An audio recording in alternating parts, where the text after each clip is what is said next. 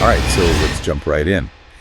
Today's deep dive, we're looking at U.S. foreign policy and specifically its impact on the Horn of Africa. Okay. I've got your sources here, and you seem particularly interested in this bill, H.R. 6600. Yes. And why this NoMore group is so against it. Absolutely. It's a fascinating situation, really. It's not just about, the legislation itself. Right. It really is a clash of worldviews, different perspectives on conflict, intervention, and really what true peace would even look like in the region. So we've got the NoMore movement. We've got this bill, H.R. 6600. Yeah. And then we've got this other group, the TPLF, the Tigrayan People's Liberation Front. Yeah.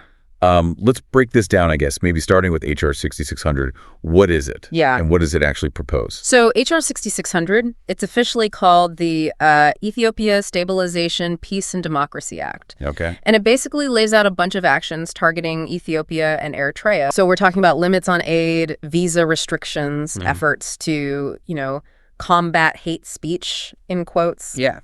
And even potentially labeling certain actions as genocide. Wow. Okay. So using the term genocide, that's pretty, Right. That's a very, very loaded term. It is. So it seems like, that seems like a pretty aggressive approach from the U.S. Right. Who are the main proponents behind this bill? So it was introduced by Representatives Malinowski and Kim. Okay.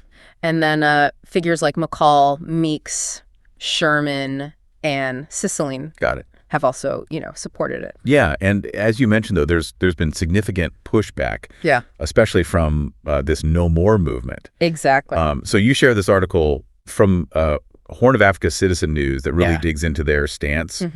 Can you just tell us who is NoMore? Like, what's their deal? So NoMore is a nonviolent movement. Okay. And they see this bill, H.R. 6600, as like hostile U.S. intervention in the Horn of Africa. Okay. And they're not mincing words. Got it. They're calling out what they see as just blatant hypocrisy Okay. in U.S. foreign policy. Okay, what kind of hypocrisy? So they point to the State Department and their decision to restrict visas for Somalis, Okay. claiming that they're undermining democracy Yeah. in their country. Right. Right. But at the same time, the U.S. is pushing this H.R. 6600 bill, Right. which NoMore argues is actually undermining the democratic processes Okay. of Ethiopia and Eritrea. So they're saying, wait a minute, Yeah. you're trying to have it both ways. Exactly. You're saying that you're promoting democracy, Right. but at the same time you're interfering with these other nations' right to determine their own futures.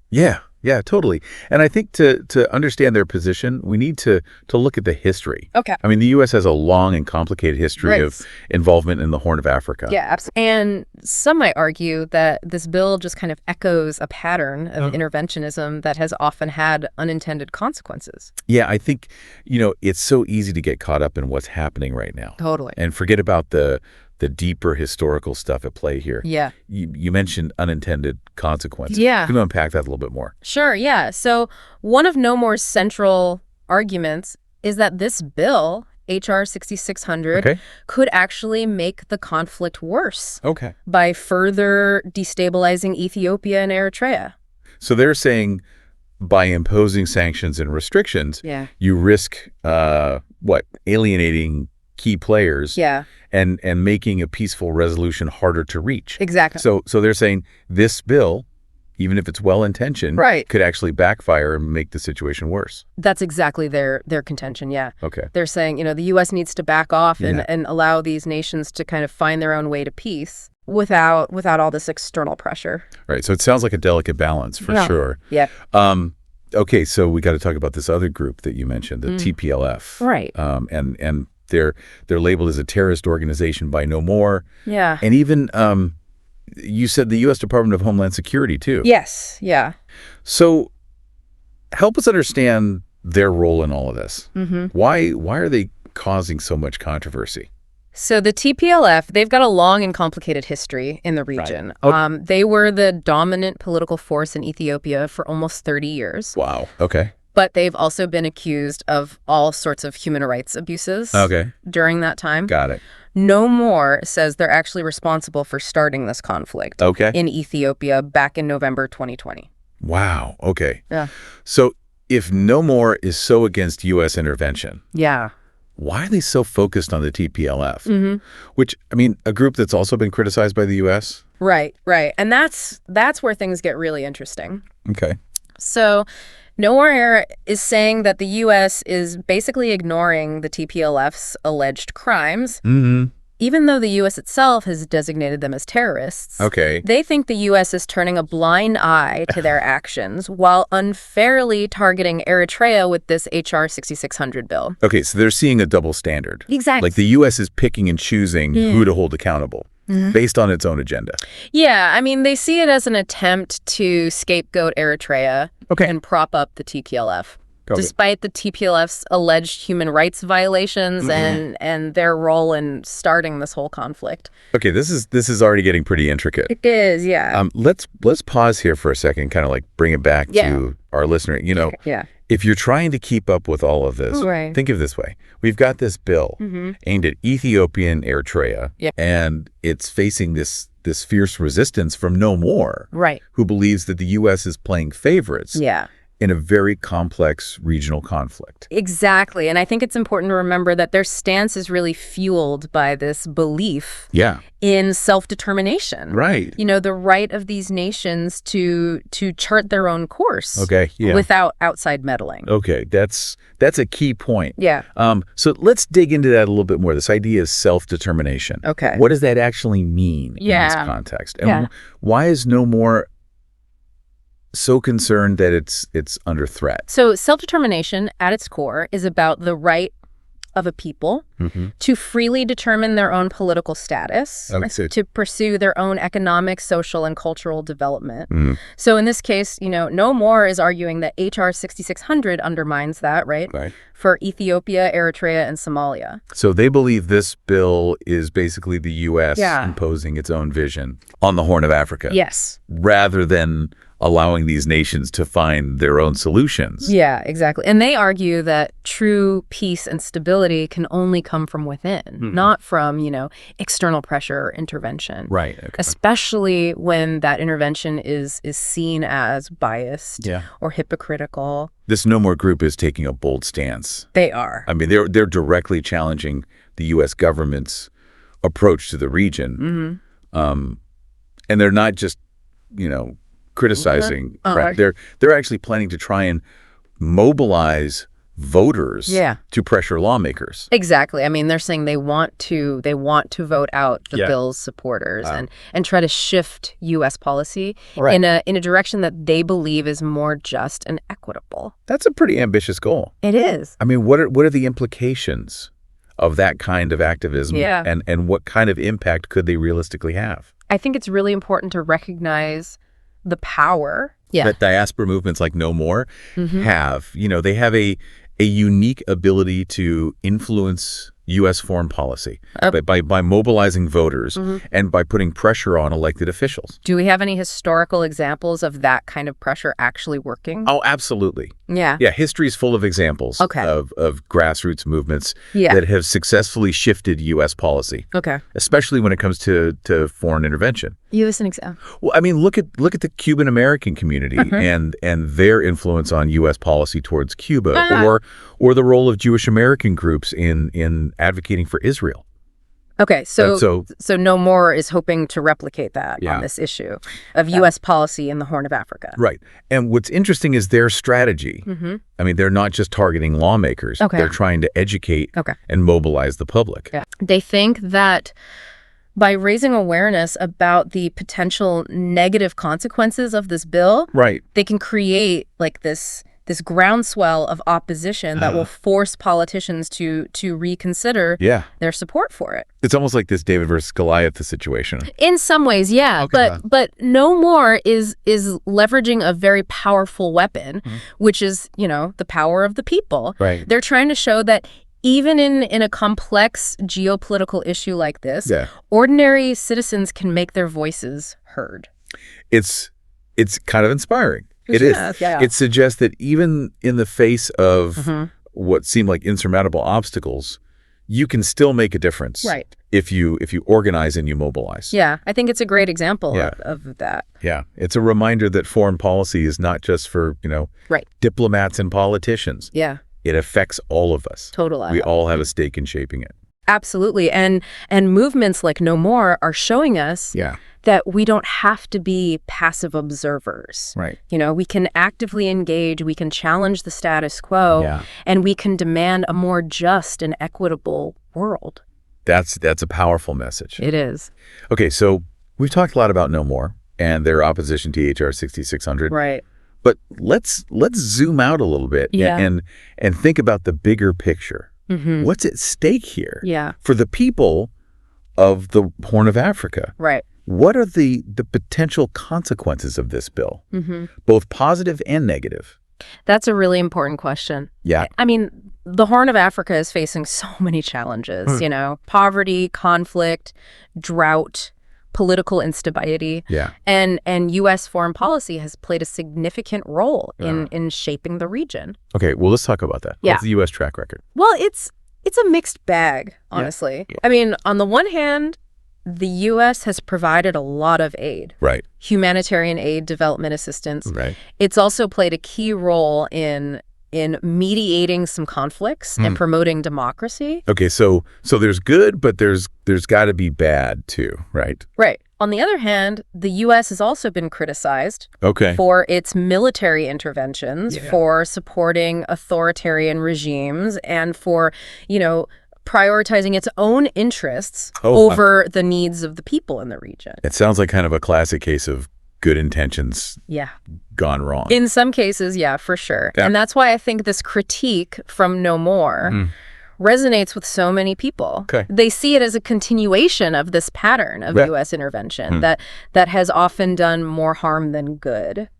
So if we're being totally honest, the U.S. doesn't have a perfect record when it comes to foreign policy in this part of the world. That's fair to say. And I think that historical baggage is something that really weighs heavily on this debate. Yeah. It's why NoMore is so insistent on this need for self-determination. Right.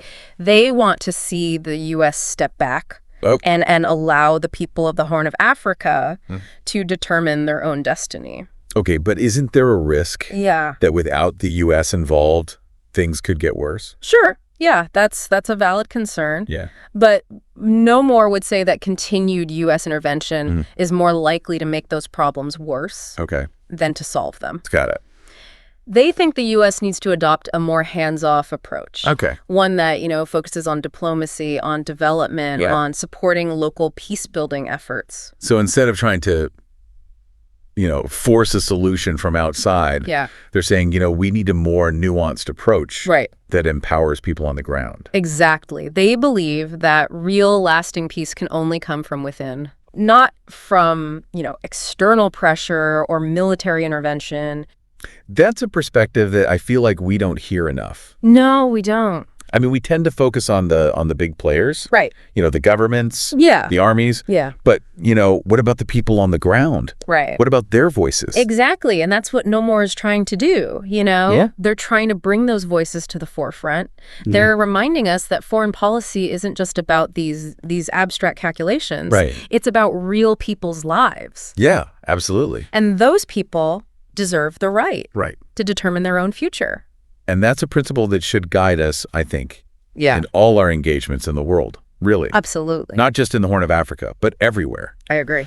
Okay, so, wow, we've covered a lot here. We have. I mean, we've talked about the bill. Right. We've talked about NoMore's opposition to it. Right. We've looked at the historical context of U.S. involvement in the Horn of Africa. Absolutely. And I think our listener is starting to get a sense of just how much is at stake in this whole debate. Definitely. Now, the article from Horn of Africa Citizen News mentions that NoMore is really critical of what they call unilateral sanctions, disguised as bilateral ones. Can you just break that down for us? Sure. What's the difference? Yeah. And why does it matter? So the difference is really important. Okay. Unilateral sanctions are imposed by just one country acting alone. Got it. Whereas bilateral sanctions are agreed upon by multiple countries, often through international organizations like the UN. Okay, so what's the issue with HR 6600 then? So NoMore is accusing the U.S. of trying to kind of have it both ways. Okay. They're saying that even though the bill uses the language of bilateral sanctions, in reality, it's the U.S. acting unilaterally. Gotcha. So it's a way of making it look like they've got more support for these actions than they really do.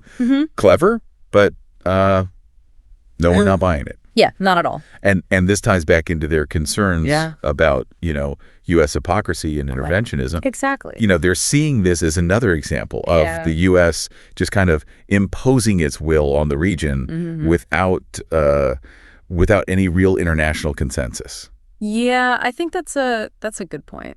This is getting pretty heavy, huh? It is. Let's take another quick pause. Yeah. And, if you're listening, you might be thinking, right, why should I care about all of this? Yeah. And I think the answer is that this situation in the Horn of Africa is kind of like a microcosm of this bigger global struggle. I agree. The struggle over who gets to define peace. Yeah. Who gets to decide what's best for a region. Right. And who really has the power to shape the future. Exactly. It's a struggle that's playing out all over the world. Yeah. And it's one that we as informed citizens need to be engaged in. All right, let's dive back in. Okay, so this argument they're making against these bilateral sanctions, it gets even more interesting when you think about the potential economic impact. Okay, so how so? Well, sanctions, even when they're genuinely agreed upon by multiple countries, they can often have unintended consequences. Like what kind of unintended consequences are we talking about? Well, for example, they can end up hurting ordinary citizens way more than the intended targets, Right. And they can also disrupt trade and economic development, which can actually further destabilize the region. Okay, so NoMore believes that this is what's going to happen in the Horn of Africa. That's their fear. Okay. They're saying that these sanctions in this bill could actually make poverty worse, make people resentful, and ultimately just create more instability. It's like they're saying you're trying to put out a fire with gasoline. Yeah, that's a good analogy. Okay. And it all ties back into their bigger critique of U.S. foreign policy. Okay. They think that the U.S. often prioritizes its own short-term political goals over the long-term well-being of the people who actually live in the region. So it's not just about this specific bill. Right. It's about a pattern of behavior that they see as harmful. Exactly. They're basically drawing a line in the sand and saying, enough is enough. Yeah. We're not going to let the U.S. just dictate the terms of our future. I mean, that's a strong statement. It is. They're really going against the grain when it comes to conventional wisdom about U.S. involvement in the Horn of Africa. Yeah, and the way they're going about it is really interesting too. Right. It's not just statements or protests. They're trying to actually get voters involved. Yeah, that part about voting out the bill's supporters. I mean, that's pretty bold. It is. Do they really think they can swing enough votes to actually make a difference? I mean, it's definitely an uphill battle. Yeah. But I don't think we should just dismiss them as naive. Okay. I mean, you think about the impact that other diaspora movements have had throughout history. Okay, give us an example. Well, I mean, you look at the Cuban American community and how they've influenced U.S. policy towards Cuba, or the role of Jewish American groups in advocating for Israel. Okay. I mean, those are just two examples of how these communities have really leveraged their political power. So NoMore is hoping to kind of do the same thing. Exactly. Okay. But their strategy is interesting. They're not just focused on lawmakers. They're trying to educate the public as well. Okay. They believe that if they can, raise awareness about the potential downsides of this bill, they can create enough opposition to force politicians to change their minds. Wow. Okay. It really is kind of like a David and Goliath situation. It is. But NoMore is using a very potent weapon. Yeah. Which is, people power. Right. They're showing that even in a complex issue like this, ordinary people can can have an impact. It's pretty inspiring, right? It is. I mean, it suggests that you don't have to be like a powerful politician or a diplomat to make a difference in the world. Yeah, I mean, it shows that even when you're up against these seemingly huge obstacles, you can still make change happen. If you organize and you get people involved. Exactly. It's really a testament to the power of grassroots activism. It's a reminder that foreign policy is not just the domain of diplomats and politicians. Right. It affects all of us. Totally. And we all have a responsibility to try and shape it. Absolutely. And movements like NoMore are showing us that we don't have to just sit back and be passive. We can get involved, we can speak out, and we can push for a more just and equitable world. That's a really powerful message. It is. Okay, so we've talked a lot about NoMore's opposition to the bill. Right. But I want to take a step back and just think about the bigger picture here. Okay. What's at stake?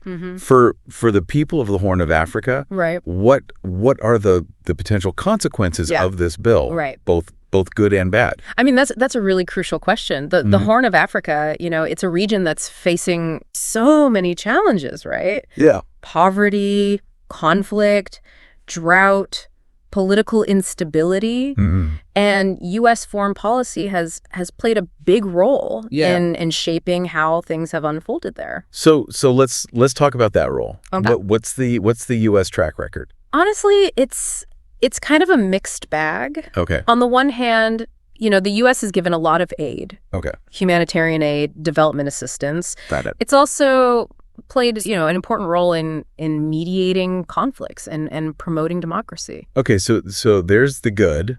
Right. But what about the bad? Yeah. So on the other hand, the U.S. has also been criticized for its military interventions, for supporting authoritarian regimes, and for, putting its own interests ahead of the needs of people in the region. It sounds like we were saying earlier, a case of good intentions that didn't quite work out the way people hoped.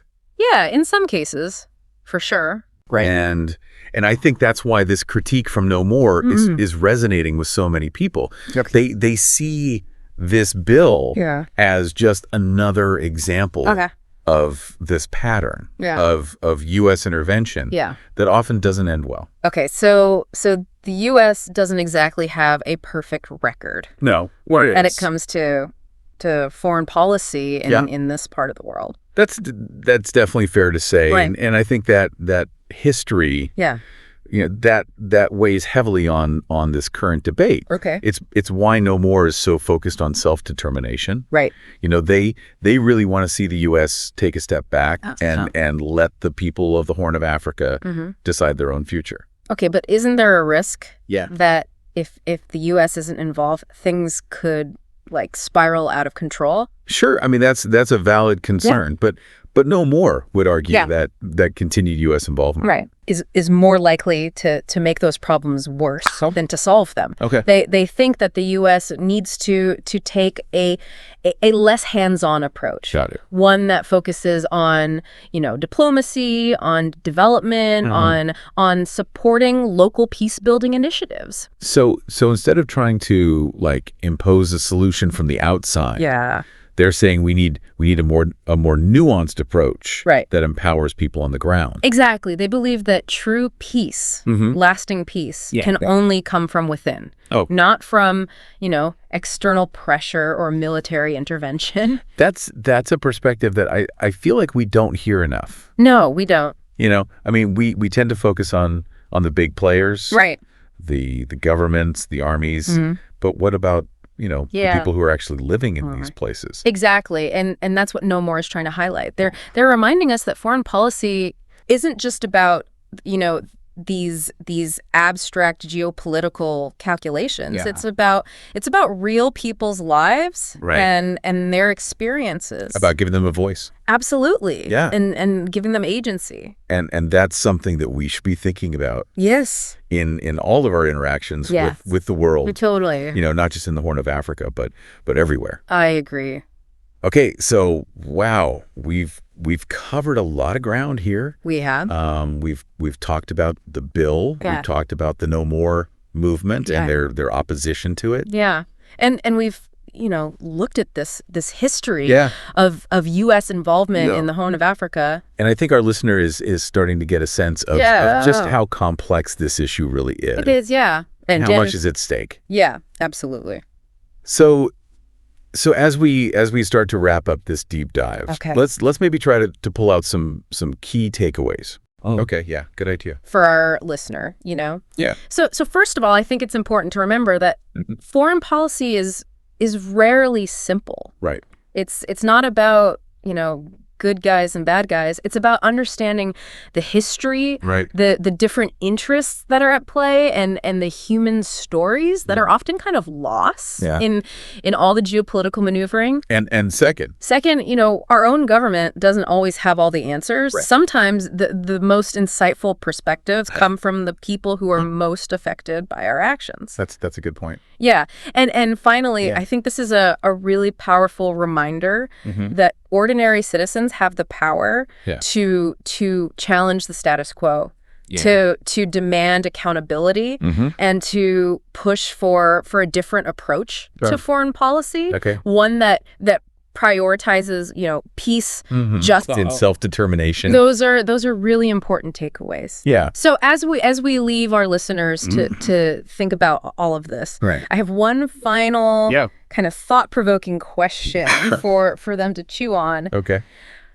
Could this situation in the Horn of Africa, this clash over this bill, be a kind of microcosm of a bigger global power struggle? Yeah. A struggle where the lines between intervention and self-determination are getting blurrier and blurrier. That's a really good question. Yeah. And it's one that I think we need to be grappling with. Yeah. Because, as the world becomes more interconnected and as these traditional power structures are challenged, I think we're going to see more and more of these kinds of clashes.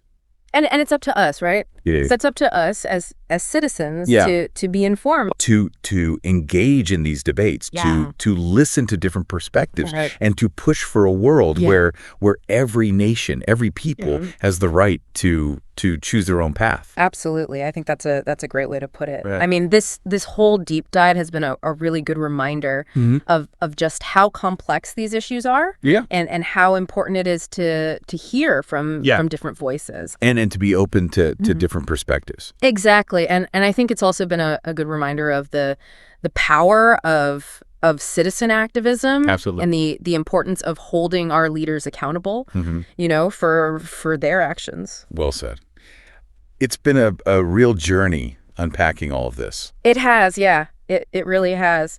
And it's a journey that's not over. Right. I mean, the situation in the Horn of Africa is always changing, and this debate over this bill, it's just one piece of a much bigger puzzle. Right. It's like we've zoomed in on this one particular issue. Yeah.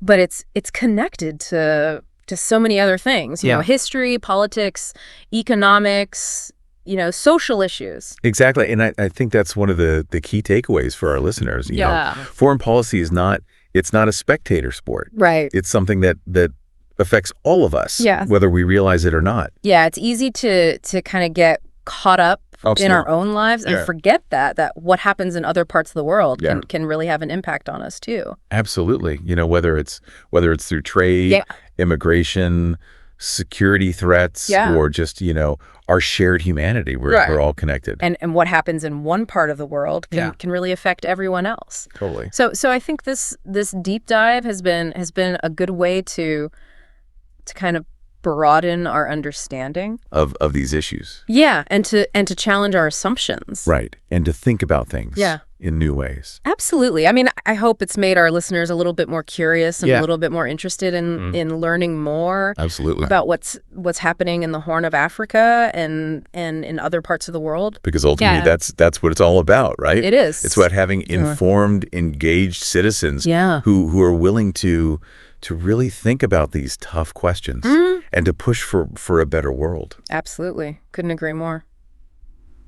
So on that note, I want to thank you for joining us. It's my pleasure. On this deep dive into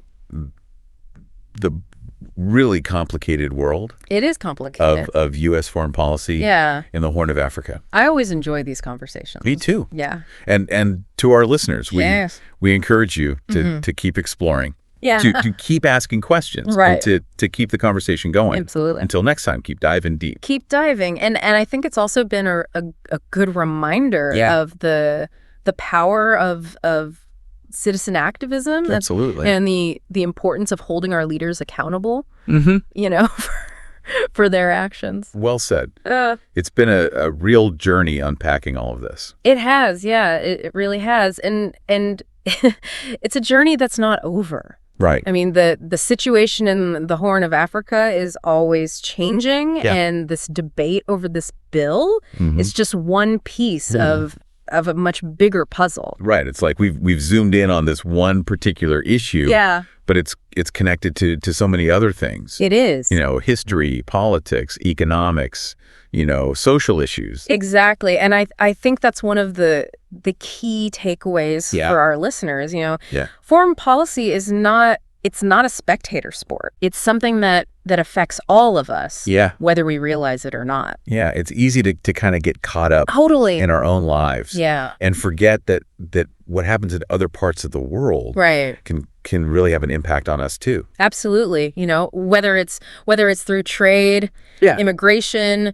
security threats, or just, you know, our shared humanity. We're all connected. And what happens in one part of the world can really affect everyone else. Totally. So I think this deep dive has been a good way to kind of broaden our understanding of these issues. Yeah, and to challenge our assumptions. Right, and to think about things in new ways. Absolutely. I mean, I hope it's made our listeners a little bit more curious and a little bit more interested in learning more about what's happening in the Horn of Africa and in other parts of the world. Because ultimately, that's what it's all about, right? Yeah. It's about having informed, engaged citizens who are willing to really think about these tough questions and to push for a better world. Absolutely. Couldn't agree more. So on that note, I want to thank you for joining us. It's been my pleasure. On this deep dive into the really complicated world of U.S. foreign policy in the Horn of Africa. I always enjoy these conversations. Me too. Yeah. And to our listeners, we encourage you to keep exploring, to keep asking questions, and to keep the conversation going. Absolutely. Until next time, keep diving deep. Keep diving.